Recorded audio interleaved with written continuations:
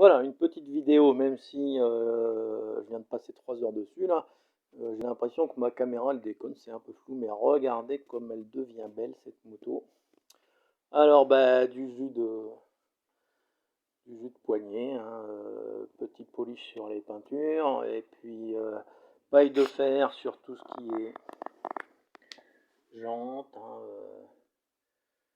pour enlever les cochonneries. Et puis ensuite, huilage, hein, huilage de tous les plastiques, huilage des moyeux, huilage des flancs des roues, huilage, regardez comment ça rénove bien les plastiques, qui vit sur les câbles, sur le guidon, partout. Ça fait une moto qui brille, et puis même ça ravive tous les vieux plastiques. Alors au début c'est un peu grand, mais ça va permettre aussi aux cochonneries de ne pas coller.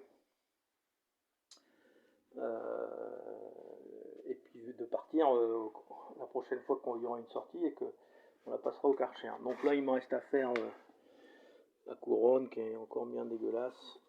Et puis alors j'ai buté sur un truc. En fait j'ai acheté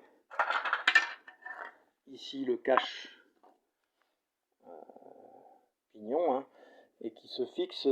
Alors c'est là que je me suis rendu compte que j'ai un morceau de carter qui est cassé là. Voilà, donc la vis de fixation ici, je peux pas m'en servir pour fixer ça.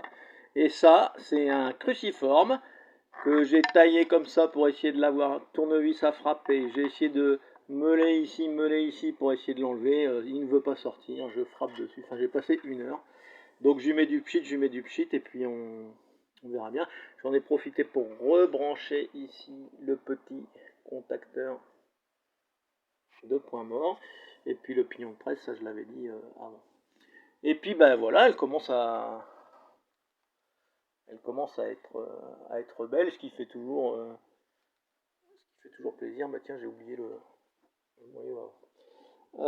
Donc prochaine étape, on va s'occuper de retendre la chaîne de distribution. Et puis ici, on va démonter ça et ça pour le réglage des culbuteurs. Il faudra enlever le rétro, mais bon, je crois que déjà, il pleut, mais je vais déjà aller l'utiliser, voir comment elle tourne, voir s'il faudra toucher à l'avance à l'allumage. Voilà, donc ça commence à avoir de la gueule.